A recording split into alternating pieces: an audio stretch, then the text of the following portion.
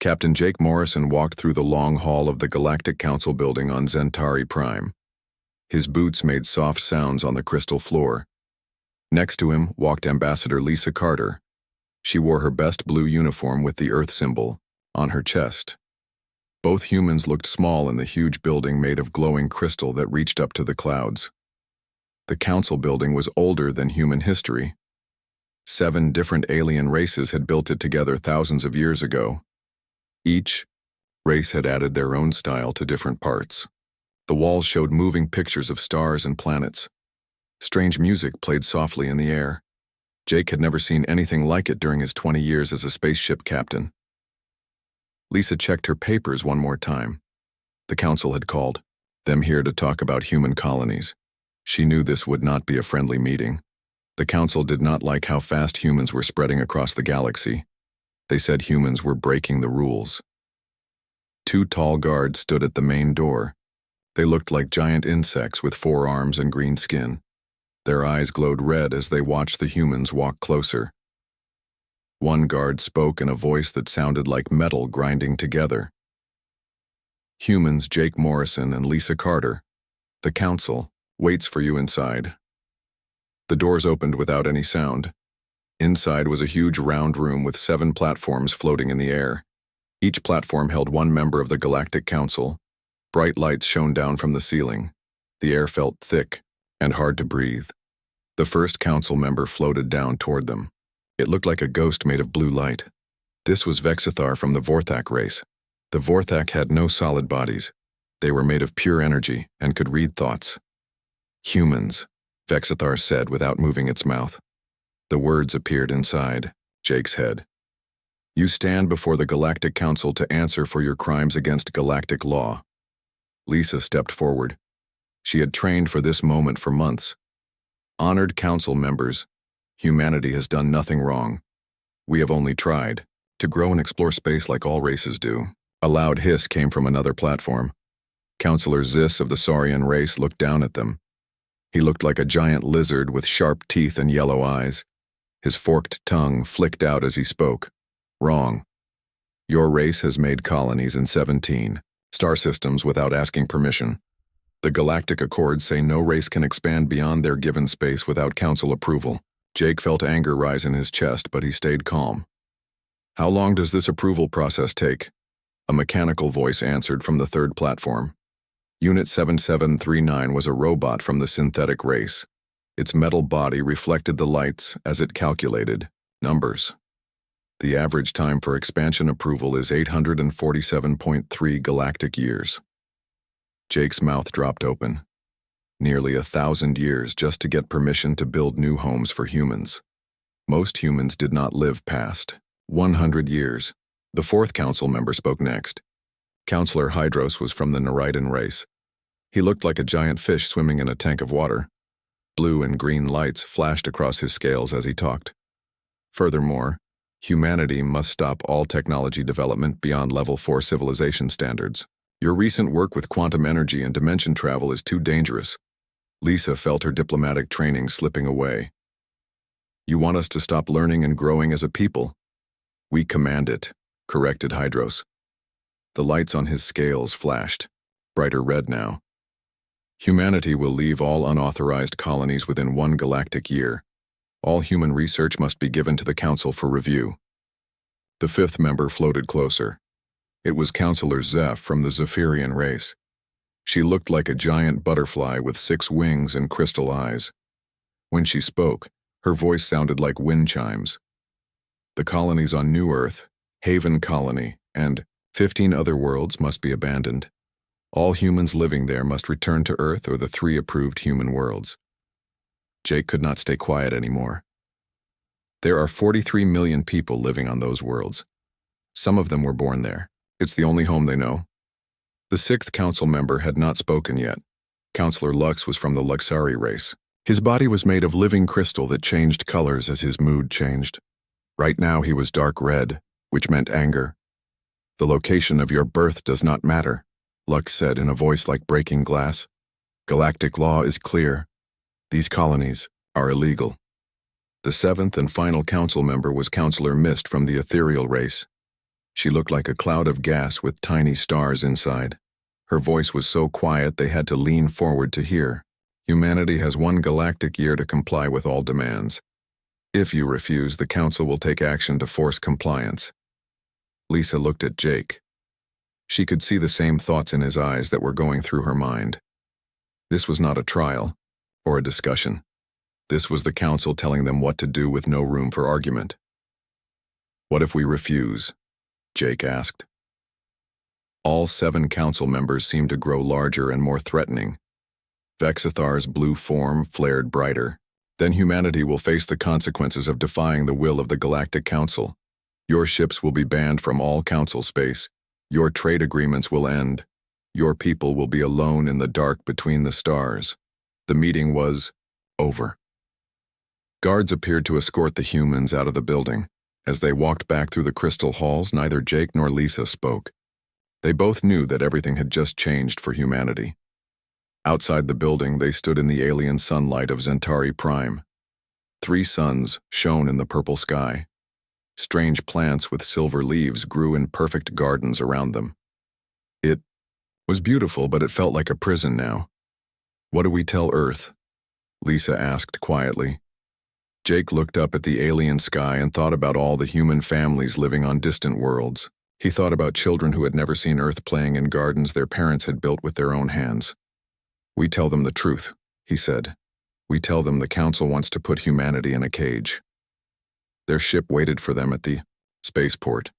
Soon they would travel back to Earth with news that would change human history forever. The Council thought they were protecting the galaxy by controlling humanity. They had no idea what they had just started. The Great Assembly Hall of the United Earth Government had never been so quiet.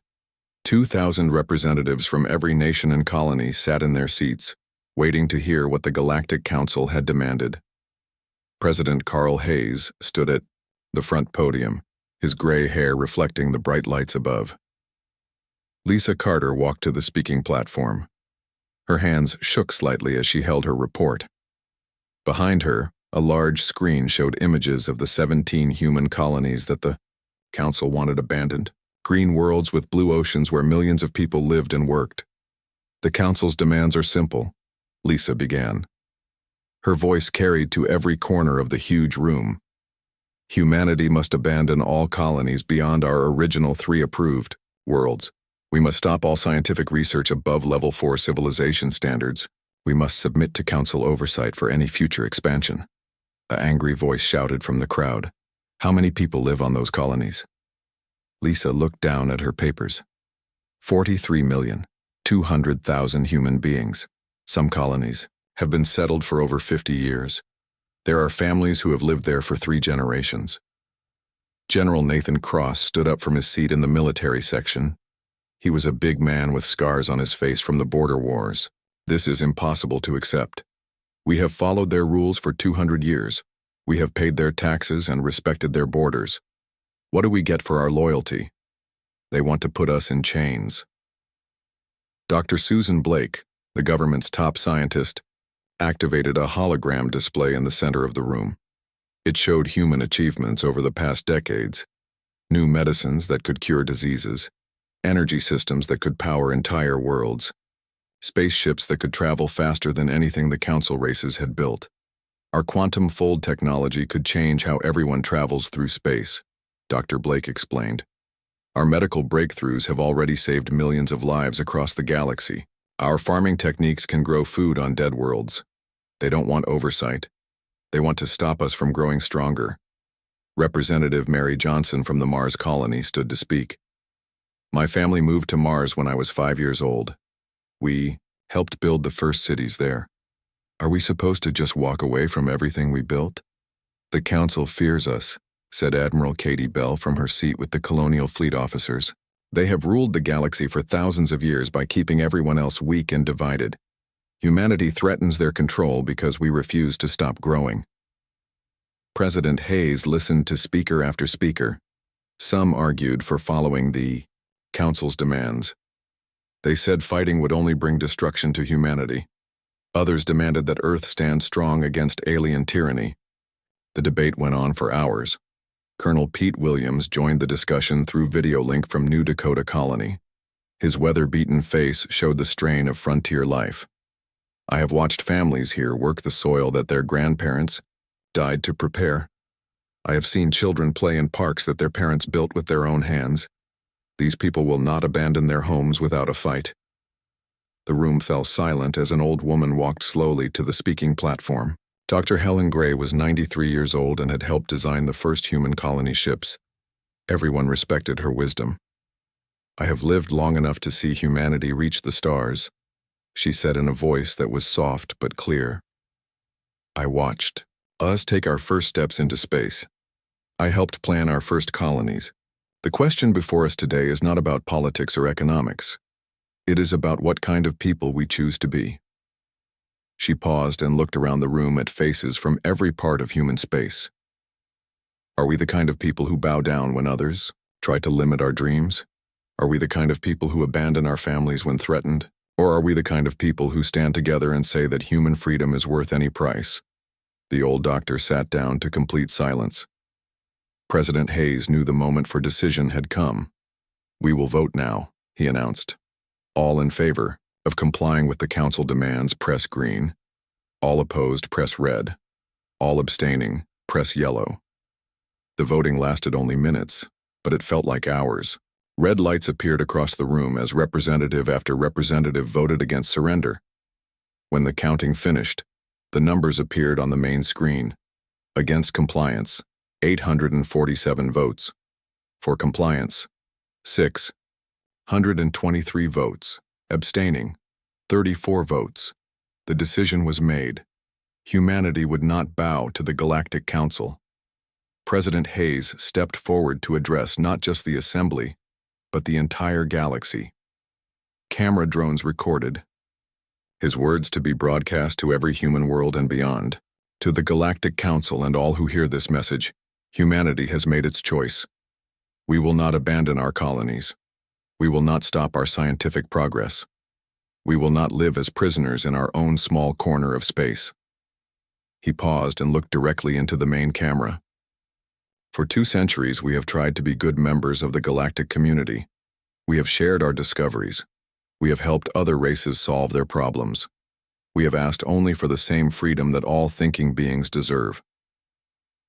The president's voice grew stronger as he continued. If the council cannot accept humanity as free and equal partners, then we will find our own path among the stars. We choose freedom over security. We choose growth over stagnation. We choose to remain human. The broadcast ended, but everyone knew the real consequences would begin soon. The council would not accept defiance quietly. Trade would stop. Diplomatic relations would end.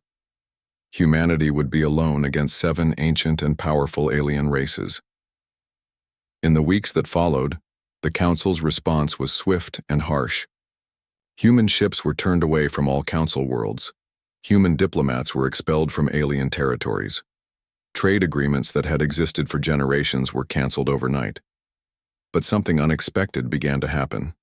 Instead of panic, a new spirit spread through human space. The colonies that the council demanded be abandoned started working together like never before. New supply lines formed between human worlds. Research projects that had been shared with alien partners were brought home and improved. Dr. Blake's laboratories began working day and night on new projects. Without access to alien technology, humanity was forced to develop everything themselves. The result was innovation at a speed that surprised even human scientists. Admiral Bell started planning for what would come next. If humanity was going to be alone in space, they needed to be ready for anything. New ships were designed, new weapons were tested, new defenses were built around every human world. The choice had been made. Now humanity would learn if they were strong enough to survive the consequences of defying the most powerful force in the galaxy. Dr. Susan Blake had not slept for 3 days. Her laboratory on Luna Station buzzed with activity as dozens of scientists worked around the clock. Without access to alien technology, humanity needed to build everything from scratch. The result was discoveries that surprised even her. "Show me the engine test results," she said to her assistant, Dr. Mark Chen. Mark pulled up holographic displays, showing the new fusion quantum hybrid engines they had developed. Power output is 300% higher than our old designs. These engines can push a ship faster than anything the council races have. Susan smiled for the first time in weeks. How long until we can start building ships with these engines? The first prototype will be ready next month. Full production can start in 6 months. Across the solar system on Mars, Admiral Jake Morrison watched construction crews building humanity's new fleet. The Luna shipyard had been expanded to 10 times its original size. New ships rolled out of the construction bays every week. These ships looked different from the old human vessels. They were sleek and dark, designed for speed and stealth. Every component was human-made, owing nothing to council technology or knowledge. We're calling it the Independence Fleet, Jake explained to President Hayes during a video conference. Every bolt, every wire, every computer chip is built by human hands for human purposes. President Hayes nodded as he watched ships launch from the lunar surface. How many will we have by the end of the year? 500 combat vessels and 2,000 transport ships, enough to defend our colonies and explore new regions of space. But the real surprise was happening on the outer colonies themselves. Cut off from Earth and facing possible council attacks, the colonists did not just survive. They grew stronger. Governor Pete Williams of New Dakota sent regular reports that amazed everyone who read them. Our farming output increased 40% this year. We've developed new crops that grow faster and produce more food. Our population grew by 12% as families from other worlds moved here for the freedom. Similar reports came from every human colony. Haven Colony discovered new mineral deposits and built mining operations that produced rare metals faster than Earth's old suppliers. Freedom Station developed manufacturing techniques that could build complex equipment using only local resources. The most remarkable change was in human exploration. Ships that had once stayed close to known trade routes now ventured into unexplored regions of space. Long-range sensors detected human activity in star systems that council maps marked as empty or uninhabitable. Captain Roy Turner commanded one of the new exploration ships. His vessel, the Pathfinder, had been testing the limits of human expansion for months. What they found changed everything humanity thought they knew about the galaxy. We've discovered 14 habitable worlds in the Outer Rim region, Turner reported during a meeting with Colonial Command. These worlds have breathable air, fresh water, and soil that can support Earth crops. The best part is that none of them appear on any council star charts. Admiral Bell studied the new maps Turner's team had created. How is that possible? The council has been exploring space for thousands of years. Turner smiled. The council races think differently than humans. They look for worlds that match their specific needs. The Nereidans want water worlds. The Saurians prefer hot, dry planets. Humans are more adaptable. We can live almost anywhere. The new worlds offered something even more valuable than resources. They offered hope. Families who had worried about council retaliation could now move to places where no alien had ever set foot. Dr. Blake's terraforming teams developed techniques that could transform dead worlds into garden paradises in decades instead of centuries. Using new atmospheric processors and soil enhancement systems, they could make nearly any planet suitable for human life. The council watched these developments with growing alarm. Emergency sessions were called on Centauri Prime as reports reached them of human expansion into previously unknown regions. Councillor Vexthar called for stronger action against humanity. The isolation protocols have failed. Human activity has increased beyond all predictions. They are spreading faster now than before we restricted them. Unit 7739 processed the latest intelligence reports. Human ships have been detected in 47 star systems beyond their original territories. New colonies are being established at a rate of 1 per month. What troubled the council most was that humans had begun making contact with unaligned species. The galaxy contained hundreds of smaller races that had never joined the council. Most were considered too primitive or too remote to matter, but humans treated them as equals. The Kepler species lived on a single world in the Far Reach sector. They were skilled engineers but had never developed space travel. Human traders offered them passage to other worlds in exchange for their technical knowledge. Within months, Kepler engineers were helping humans design better ship systems. The Gi. Valdris were a nomadic race that lived in space stations throughout the Outer Rim. They had been ignored by the Council for centuries. Humans offered them protection and trade partnerships. The Valdris became humanity's eyes and ears in remote regions of space. Most concerning to the Council was the emergence of what humans called the Rim Coalition. This was an alliance of smaller species led by human diplomats. They offered an alternative to Council membership for races that wanted independence. Admiral Morrison received regular reports about the coalition's growth. 17 species have joined so far. They provide resources, information, and safe harbor for human ships. In return, we share our technology and offer protection. The coalition worlds became stepping stones for human expansion. Ships could travel much farther when they had friendly ports to refuel and resupply. Human explorers pushed deeper into unknown space than any Council race had ever attempted. President Hayes called a special session of the Earth government to review their progress. 3 years ago, the Council tried to cage humanity. Today, we are more free than we have ever been. Our colonies are growing. Our technology advances every day. Our ships explore regions the Council has never seen. But the greatest achievement was less visible. Humanity had learned to be completely independent. Every human world could defend itself. Every colony could survive without help from Earth. Every ship was built with human knowledge and human resources. The Council had created exactly what they feared most. By trying to limit human growth, they had forced humanity to become stronger and more unified. By cutting trade relationships, they had pushed humans to develop better technology. By threatening human freedom, they had made humans more determined to remain free.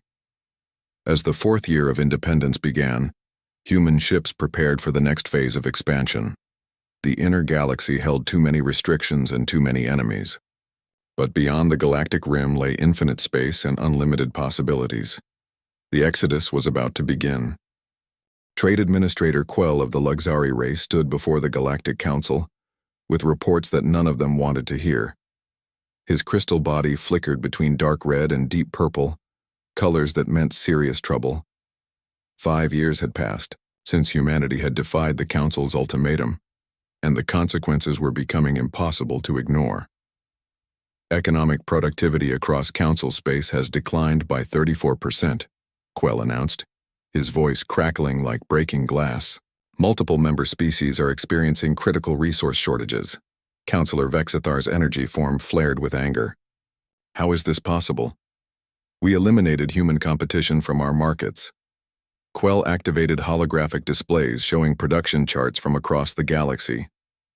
The Zephyrian mining operations have lost efficiency without human quantum extraction. Equipment. Output has dropped 40%.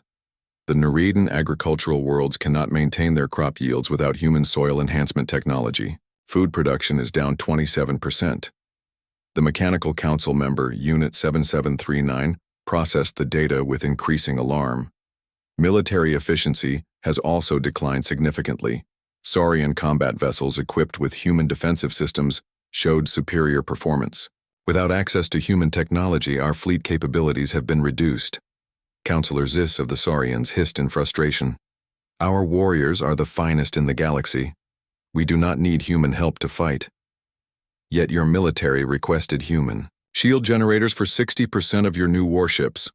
Unit 7739 replied with mechanical precision. Human defensive technology provided 38% better protection than standard Council systems. The worst news came from the outer territories. Councillor Hydros of the Nereidans had received disturbing reports from the frontier regions. Multiple unaligned species have joined what they call the Rim Coalition. This human-led alliance now controls trade routes in 17 sectors. Councillor Mist of the Ethereals spoke in her whisper-quiet voice. The Kepler species has shared their engineering knowledge with humans. The Valdris provide intelligence from the deep frontier. The Zothari have given humans access to rare mineral deposits we have never found. What alarmed the Council most was that their long-range sensors could barely track human activity anymore. Human ships appeared and disappeared from scanner readings like ghosts. Their new technology allowed them to travel through space in ways that seemed impossible. The Council's ability to monitor the galaxy was failing. For thousands of years, they had maintained control by knowing everything that happened in their territory. Now entire regions of space were becoming dark zones where they had no information. That changed when a single human ship appeared at the edge of the Zentari system without triggering any early warning sensors. The vessel seemed to phase in and out of normal space, appearing solid one moment and translucent the next. No Council technology could explain how it moved. The ship requested permission to dock at Zentari Prime's diplomatic station. Its message was simple. Ambassador Roy Turner of the Free Human Federation requests an audience with the Galactic Council. Turner was escorted to the Council chambers under heavy guard, but his behavior confused everyone who watched him. He seemed relaxed and confident, like someone visiting old friends rather than facing the most powerful government in the galaxy. When he entered the Great Chamber, he actually smiled. "Honored Council members," Turner said with a slight bow. "I bring greetings from the Free Human Federation and our allies in the Rim Coalition." The name sent shockwaves through the Council. Vexithar's energy form blazed brighter. "Free Human Federation? Humanity remains subject to Council authority regardless of your defiance." Turner laughed, which had never happened in the Council chambers before. "Subject to your authority? We haven't had contact with Council space for 5 years. You don't know where our colonies are, how many ships we have, or what we're capable of building." He activated a small device that projected a 3-dimensional map of the local galactic region. The Council members recoiled as they saw what it contained. Instead of the 17 human colonies they remembered, the map showed over 300 human settlements scattered across dozens of sectors. "This is impossible," hissed Councillor Ziss. "Our sensors would have detected such expansion." Turner gestured to different parts of the map. "Would they? We're using quantum fold technology. To travel through dimensional space, we can cross distances in weeks that take your ships months to cover. We've been exploring regions you've never even attempted to reach." The map showed human colonies in the void sectors, areas of space that Council scientists had declared impossible to inhabit. It showed mining operations in asteroid fields that Council surveys had missed. Most shocking of all, it showed human cities built in the space between galaxies. "You wanted us to stay in our assigned territory," Turner continued. "So we left. We're not subject to your laws anymore. We're something entirely new." Counselor. Lux's crystal body shifted through multiple colors as he processed this information. "You have violated every principle of galactic civilization. Your expansion threatens the stability we have maintained for millennia." "According to whose laws?" Turner asked calmly. "We formally withdrew from the Galactic Accords 3 years ago. We sent you the proper documentation. We are now a sovereign federation with our own territory and our own rules." The implications hit the Council like a physical blow. If humanity was no longer bound by galactic law, they could expand without limits. They could develop any technology they chose. They could make alliances with anyone they wanted. Unit 7739 calculated the possibilities with increasing alarm. If the Free Human Federation continues expansion at current rates, they will control more territory than the Council within 50 standard years. "What do you want from us?" demanded Councillor Hydros, his scales flashing angry red patterns. Turner's expression became serious for the first time since entering the chamber. "Nothing. That's exactly the point. We don't need your approval anymore. We don't need your technology. We don't need your permission to exist." He gestured toward the map again. "We're here as a courtesy to inform you that humanity is moving beyond this region of space entirely. We're heading for the galactic rim and beyond, places where we can build something new without interference." "Moving beyond?"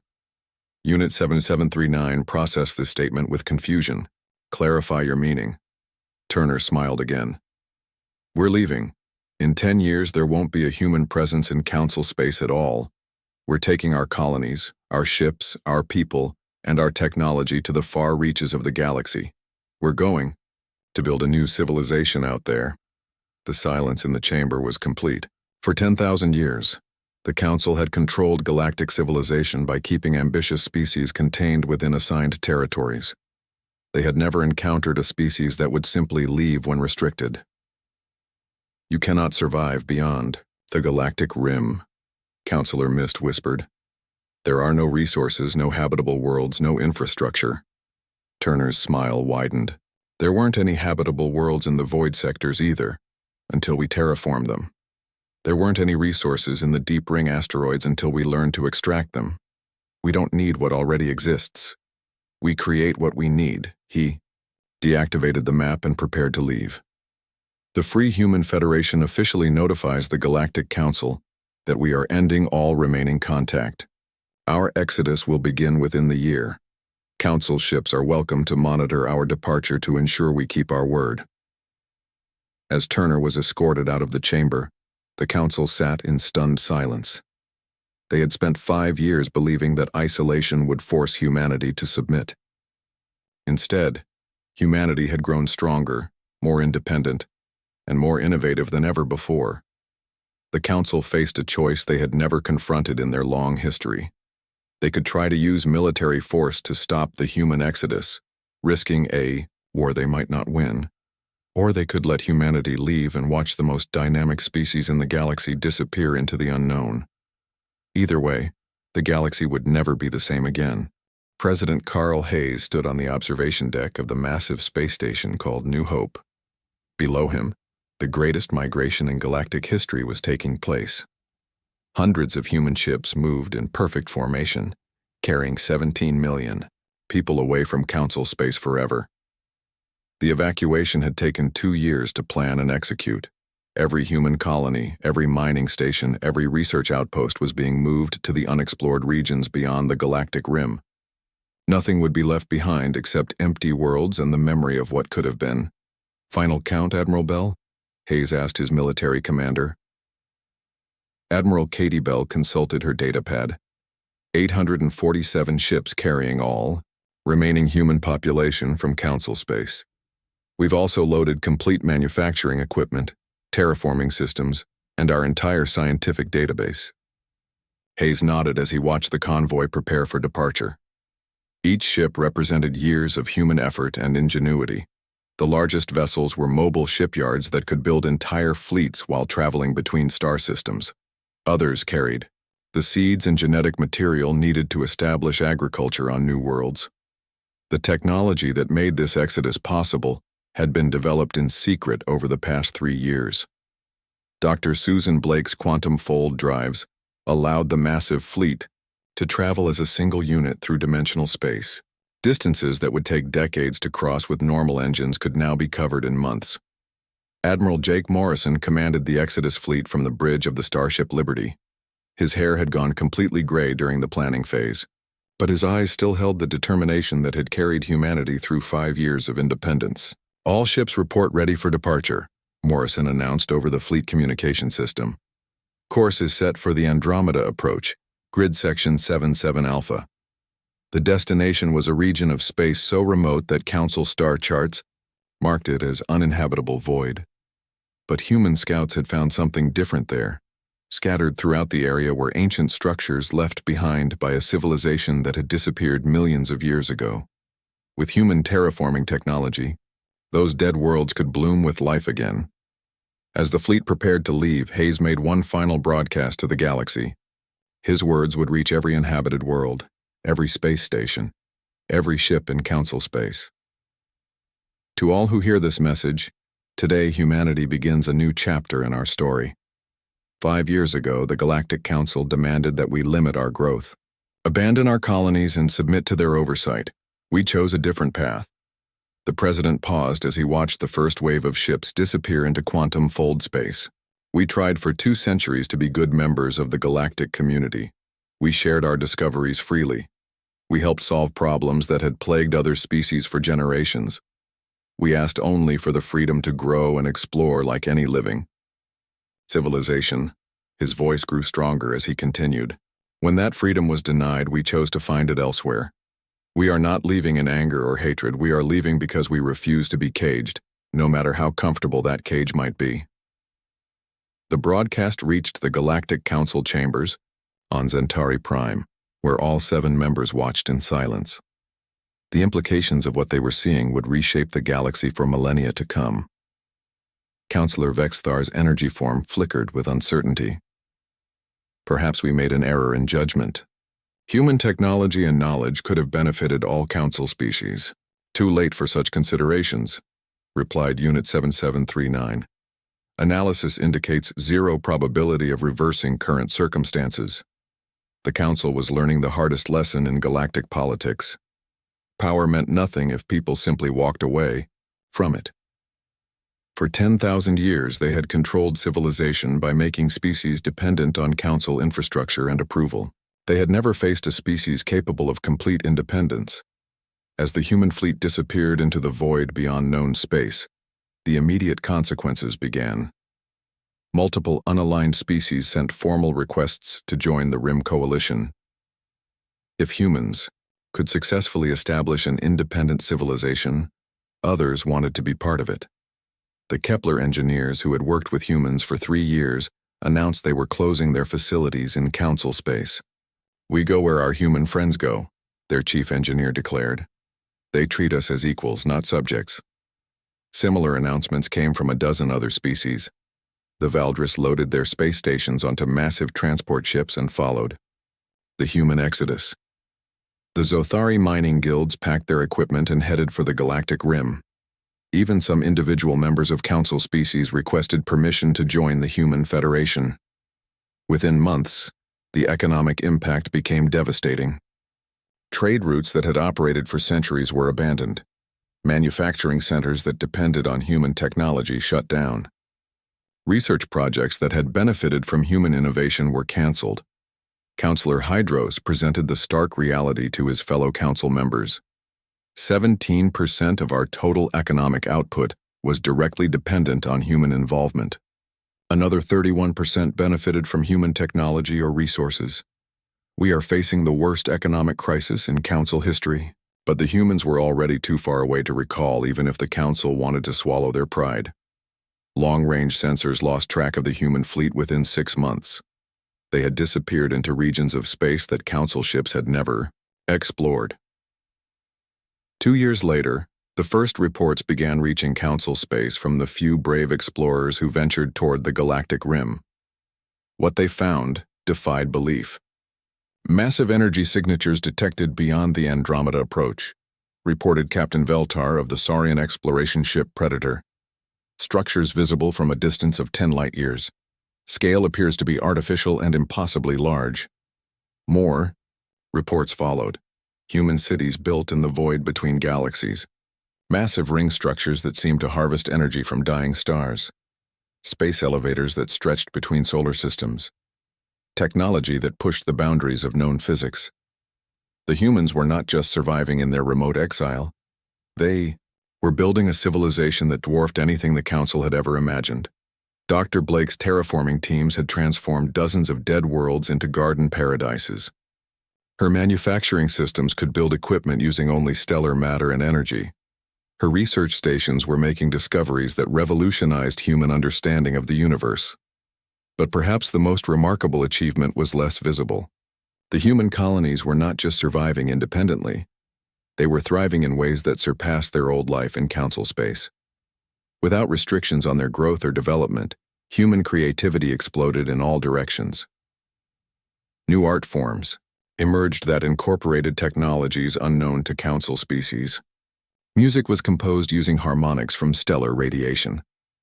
Architecture defied traditional concepts of space and gravity. Children grew up believing that any dream was possible if they were willing to work for it. 5 years after the Exodus, President Hayes issued his final message to the old galaxy. To the Galactic Council and all who remained behind, we want you to know that we harbor no anger toward you. You made the choices you thought were best for your civilization. We made the choices we knew were best for ours. He stood now on the observation deck of humanity's first ring world, looking out at a view that no Council member would ever see. We have found something beyond the rim that you never offered us in your territory. We have found unlimited possibilities. We have found the freedom to become whatever we choose to be. We have found our true home among the stars. The message ended, but its impact would echo through galactic history. The Council had thought they were protecting civilization by restraining humanity's growth. Instead, they had driven the most innovative species in the galaxy into exile, taking with them the seeds of a new age. 100 years later, the old Council still governed a slowly shrinking territory of increasingly isolated worlds. The new human civilization had become legend, spoken of in whispers by species who dreamed of the freedom that lay beyond the galactic rim. The Council had learned too late that you cannot cage the human spirit. You can only choose whether to soar with it or watch it fly away to build something greater than you ever imagined possible.